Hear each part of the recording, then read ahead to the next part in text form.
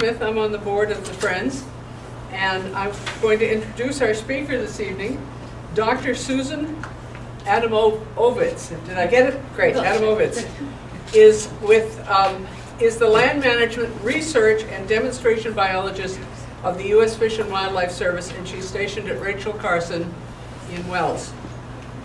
She's got over 20 years experience in wetland regulation and restoration, and her current work focuses on innovative methods to restore tidal marshes and control invasive plants, especially in light of global warming. Obviously, that's something that is of interest to the Friends of Scarborough Marsh, very much so. I'm going to let her talk about her presentation, but I'll give you the title: A Sensitive Dependence, Place, Time, Change, and Resilience in New England Salt Marshes. So please welcome Dr. Adamovitz. All right, so if you could dim the lights a little bit, but hopefully we can. All right. Ooh, now it's dark like a theater. We have new people coming in, so if we can have a little bit of light. Everybody get your phones out. Right. So we'll let some of these folks settle in, and then maybe we can figure out a way of leaving. Are these reserved? Something on. You're the VIPs coming. Can we turn one off, maybe? Why not? Ah, yes, that'll be great. That's a little better. All right. So, my name is Susan Adamovitz. I am a salt marsh ecologist with Region 5 of the U.S. Fish and Wildlife Service. I'm stationed at Rachel Carson. And yes, the darkness might be an issue. There we go. And I'm stationed at Rachel Carson National Wildlife Refuge. We own about 5,000, 6,000 acres of coastal land and salt marshes along 50 miles of the main coastline. So we're sort of this long, skinny salt marsh unit. We have the most neighbors of any national wildlife refuge in the United States. So chances are, if you see a blue goose sign, you're a neighbor to us. Okay. If the folks in the back can't hear me, just please raise a hand, and then I'll take the cue from that. Is this better? Yes. Okay. Thank you. All right. You're very welcome. So I want to thank you for that introduction and for inviting me to participate in the speaker series for the Friends of the Scarborough Salt Marsh. I have to say, though, that the thoughts and opinions that I express this evening are mine and mine alone. They don't necessarily reflect those of the U.S. Fish and Wildlife Service. And any errors or omissions are also mine alone. As part of the deep background for this talk, you should know that in November 2014, I woke up one morning and was listening to NPR radio. As the news came on about the passing of another milestone for carbon dioxide, I grew increasingly despondent over the state of the earth and what I might tell my niece and my nephews about it. By the end of this presentation, I hope to have addressed that concern, and we've certainly heard enough in the last couple of years to give us pause. The title of my talk is A Sensitive Dependence, Place, Time, Change, and Resilience in New England Salt Marshes. And hopefully, there we go. So what's sensitive dependence? The presentation title is a double entendre. It refers to our dependence on ecosystem services provided by coastal wetlands, and the maxim from chaos theory, a sensitive dependence on initial conditions. Chaos theory is an area of mathematics used in meteorology, engineering, physics, and many other disciplines. There are two aspects of that I'd like to point out. The first is that an outcome or an event relies heavily on its starting point. This is often referred to as the butterfly effect, that a butterfly flapping its wings in Beijing can affect the weather in New York City. The second aspect is one of strange attractors, that despite apparently chaotic outcomes, there's an overall pattern to the system as a whole. So let me provide you with a little bit of a roadmap to this evening's presentation.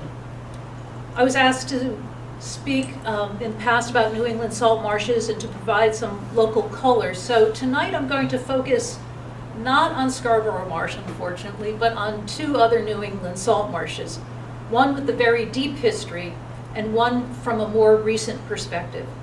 Then I want to mention briefly how we'll fit different restoration techniques to different types of salt marsh alterations. And that the next Strange New Worlds comes from the opening lines of the original Star Trek series. It highlights some of the consequences we are facing and will be facing with climate change. And then finally some thoughts about where we'll go from here. So, a few quick facts about New England salt marshes. They're commonly described as either fringing, like the salt marshes you might have on the Saco River, or meadow marshes, like the Scarborough Marsh.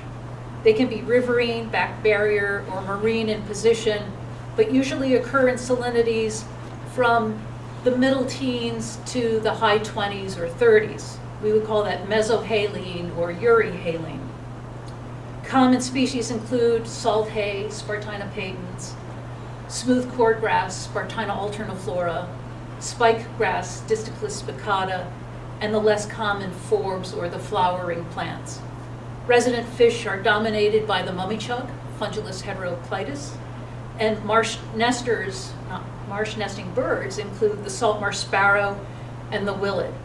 Those suites of shorebirds, wading birds, and waterfowl all use salt marshes to find food or as an important migratory or wintering area.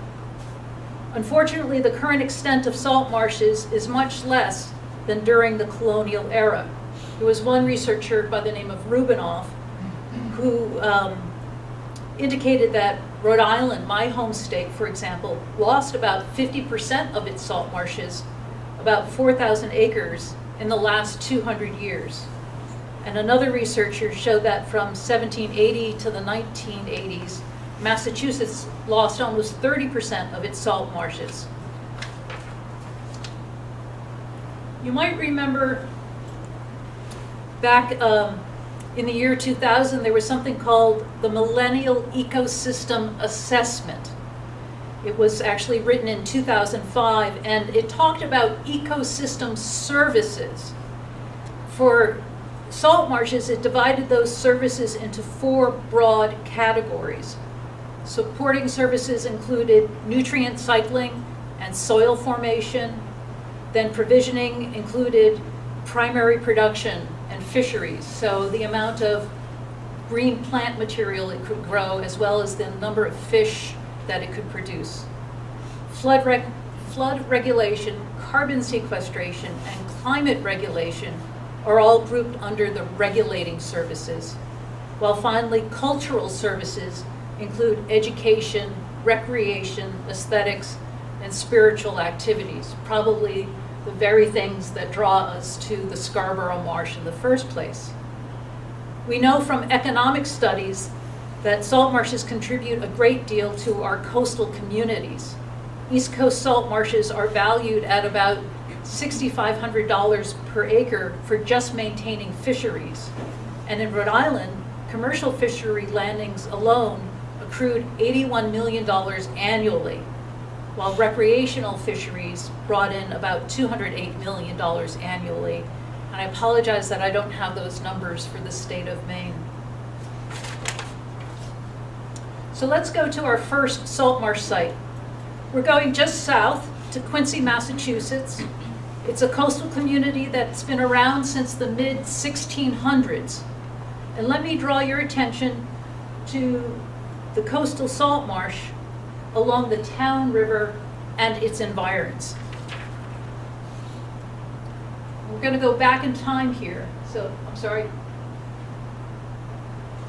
This is the Town River, and then these are 2 large salt marsh complexes here that we'll also be paying a little bit of attention to. So if we go back to a map from 1635, this is the first recorded European transaction that was between the Coddington-Quincy Grant. And here we see the 3 hummock marsh, also known as broad meadows. So right here in the middle. Here's Town River and the 3 hummock or broad meadow marsh. Now I need to introduce you to a close personal friend of mine. I hope not. Well, John Adams. He was a farmer, a lawyer, a diplomat, and the second president of the United States. The amazingly well-preserved archive of his diaries, correspondence, and autobiography provides a tool and ability to look back into the lives of early Americans. For example, Adams used the term salt marsh 6 times from 1772 to 1797. Adams was able to distinguish among different vegetation species, referring to salt hay and thatch a number of times, as well as black grass, which we also know as Juncus giardi.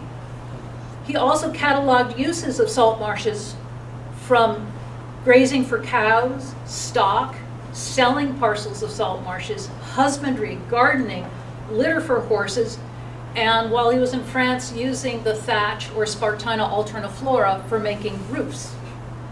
There are 3 important take-home messages right here. The first, isn't it just utterly amazing that a president of the United States had a working knowledge of a salt marsh?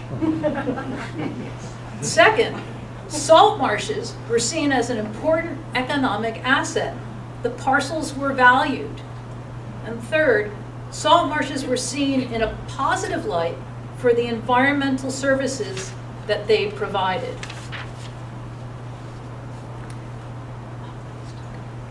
So we can also use other sources of information to determine salt marsh condition.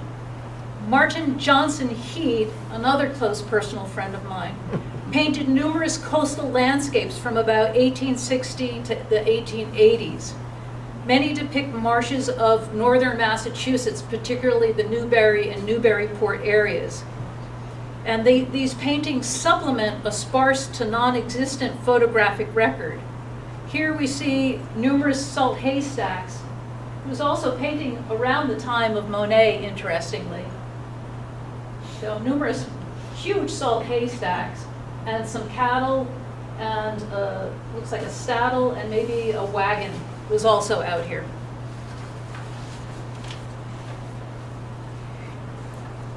From this 1888 map, it's again the drawing of the Quincy shoreline, and I was using the Robinson's Atlas.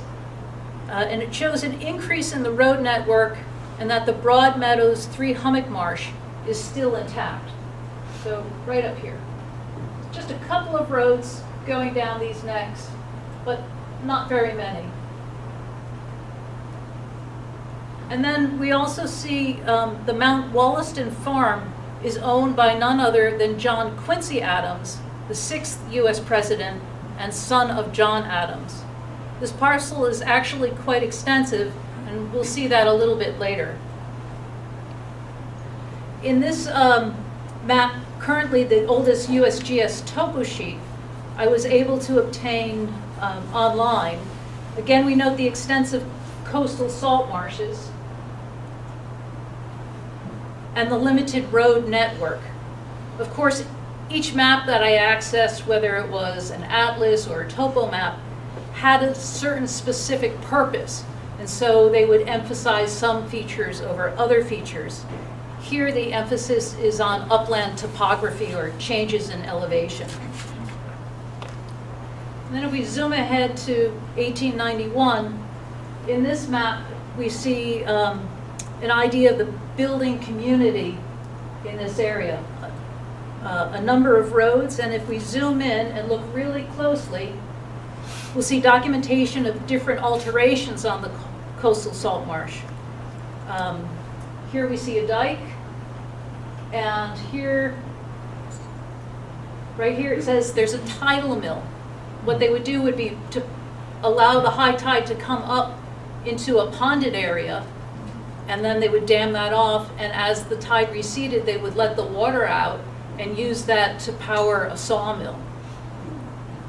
Interestingly, we don't see any of the ditches that John Adams consistently described, so we have no idea of the length or depth or density, but I sense if they were really huge features, they would have shown up on these maps. There's this gentleman, Hawes, who wrote a paper in 1986 on the cultural uses of salt marshes.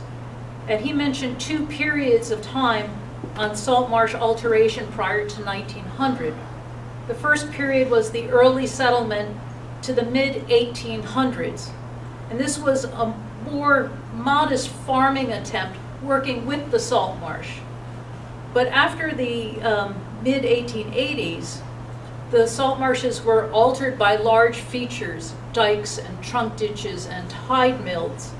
And they were more intensively altered, and the salt marsh condition was not as favorable as the upland meadow or upland agricultural conditions. So they tried to change the salt marsh to freshen it so that they could grow more freshwater grasses.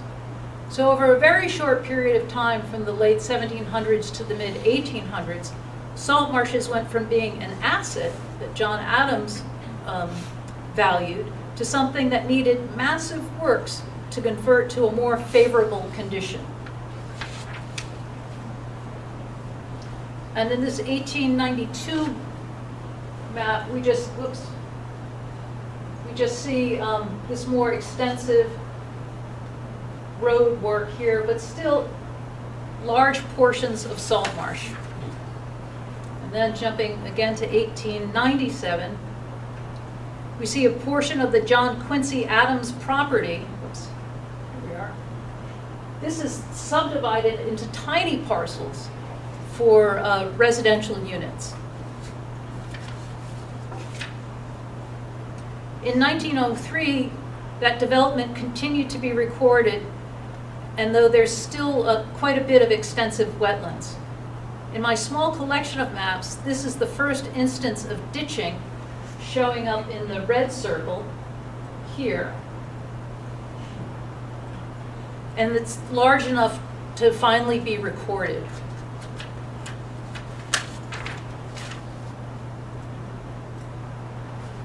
Now we're forging ahead to 1923. In this atlas, it's the first to show the subdivisions of Broadmeadow Marsh into separate ownership. So it's still a salt marsh, but now it has many owners.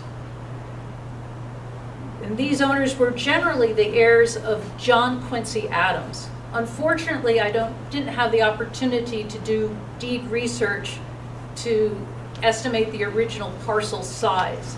But my point here is just that many people own small slices of a large salt marsh.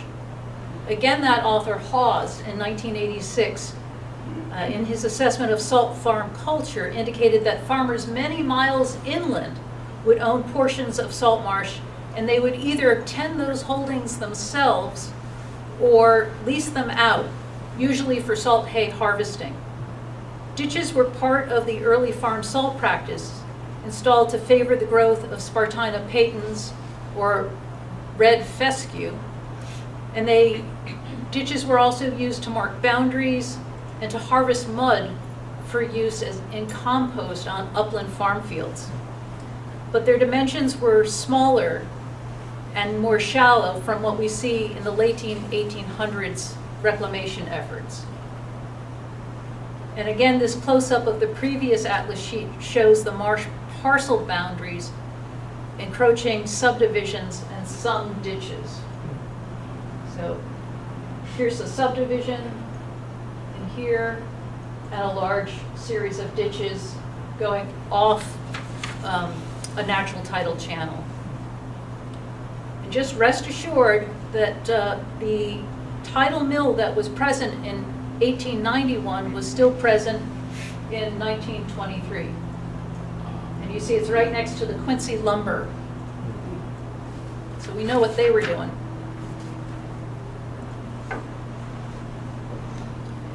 But in our next available map in 1944, it's a USGS topo map, Broadmeadows is gone. John Quincy's parcel is now transmogrified into Merrymount, where actually a friend of mine lives, and into Adams Shore. So remember, this was Broadmeadows, and this whole area, and now it's all leveled out, and this is all built up. The largest revelation is the loss of Broad Meadows as a tidal wetland. The shoreline is squared off, and we lose the marsh symbology, and we gain elevation. What in fact happened was the dredging of Town River, and that resulted in the deposition of the dredge material onto Broad Meadows.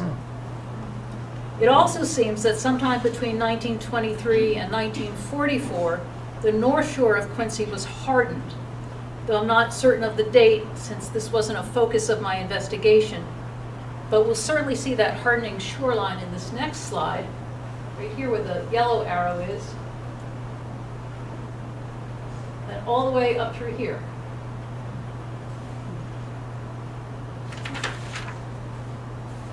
What I like about this map is that despite the build out of the coastal town, there are still extensive areas of salt marsh, and the configuration of the shoreline is quite similar to its original condition. Here we see the continued urbanization of Quincy, the building of a school on top of the dredge spoil, and this will likely be a permanent exclusion from any future restoration efforts. After all, who's going to tear down an elementary school to put back a salt marsh? We see other small parcels of salt marsh that will be gone in our next map. So these yellow areas, watch them as we change the channel here. And we also see the dredge channel in the Town River. That's where all that fill came from to fill up over 106 acres of salt marsh. So in 1984, this is the last of the topographic map series. We have some final loss of salt marsh remnants in those little areas. Okay, so let's summarize this deep history we've explored in Quincy, Massachusetts. Quincy, Mass. Salt marshes demonstrate a variety of alterations, including dikes, ditching, a tide mill, salt hay harvesting, grazing, and reclamation or filling. The likely consequences of each of these types of alterations have been evaluated at different locations by a series of researchers. And I mentioned some of those researchers here. We can discuss that in more detail if you have interest after this talk. While filling destroyed all the ecosystem services of the living salt marsh, perhaps the best that we can say about all that fill is that it sequestered or permanently stored the carbon that was part of the original salt marsh that was buried. So now we're going to go into a shallow history. Let's move to our second site. Let me date this photograph a little bit for you. It's a Polaroid Instamatic camera photograph. You can tell by my dad's fingerprint right here. There was no date on this photo, but since we moved from this area in 1969, I suspect the photo was taken when I was about 6 years old. That's my brother Pete on the right. This is one of my earliest memories of salt marshes. We could go skating on the salt marsh because although salt ice is a bit punky, the water beneath wasn't very deep, and my parents weren't so concerned of the consequences if we fell in. And also, notably, the winters were cold enough to form salt ice in Rhode Island. So where is this place? We're up here at Cabela's, and if we drive down past Boston to Rhode Island, here's the ticker for the Palmer River. Here's a close-up of my hometown, Barrington, Rhode Island, with the Barrington River and the Palmer River, and the star indicates the location of where that photograph was taken. And then this last image is a Google Earth image that depicts the shoreline along the Palmer River, again, likely where the photograph was taken. I know the location because of one of the neighbors' houses that we had to sneak past in order to gain access to the salt marsh. So like Quincy, the salt marshes in Rhode Island were subdivided by many owners. Here in purple we see parcels that are currently in conservation, Many of them are listed as unknown, but they're treated as if conservation by the town. And red was developed, and we're not really sure where the upland salt marsh boundary was, but I can tell you in the 1960s, they didn't pay too much attention to that. It's hard to say exactly when the large ditches were installed, or for what purpose. The property had a single owner from my time until it was transferred to the local land trust. And while a bit difficult to interpret from Google Earth images in a scientific manner, let me suggest that these images might be showing a widening of some channels. You can see a little bit of a dendritic pattern starting to widen the edge of the salt marsh ditches. And the edges are also, the edges of the channel also lack Spartina alterniflora vegetation.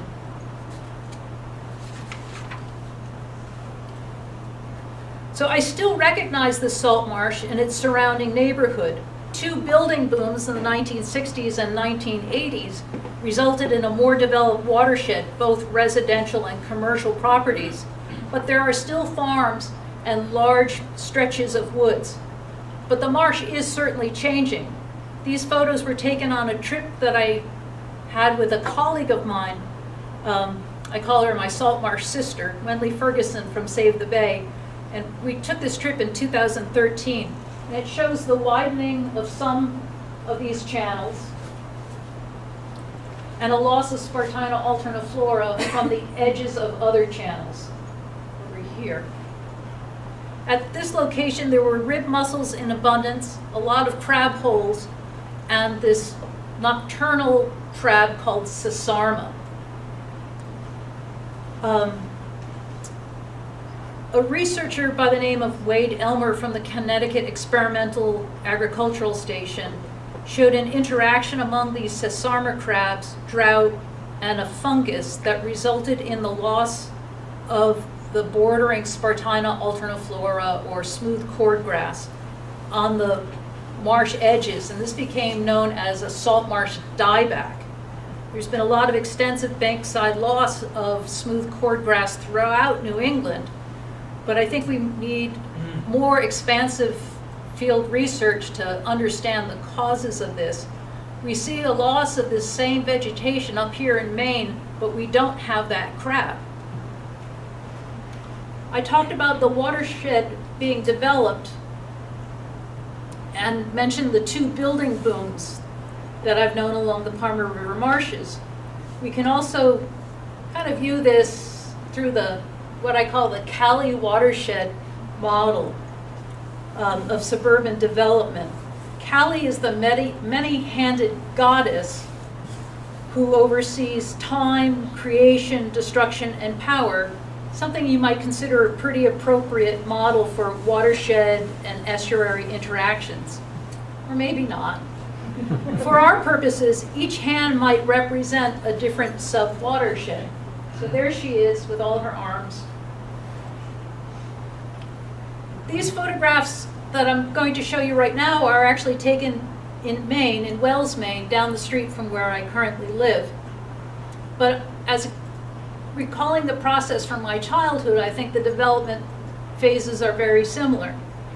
First, you go to a parcel and you cut down all the trees.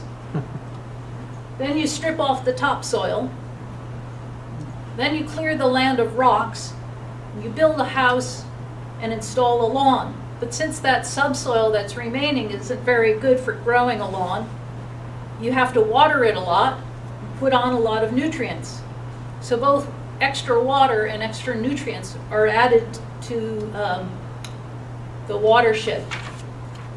I'm showing here just a very brief slide that I won't dwell on too long, but it shows that the Palmer River, that salt marsh that I grew up next to, has declining water quality values, in large part because of a developed watershed. So in summary, from the shallow history, we see alterations at the Palmer River, including ditching, watershed development, biological alterations. And these alterations and their likely consequences have been covered by a number of researchers as well, and I won't dwell on those right here. But again,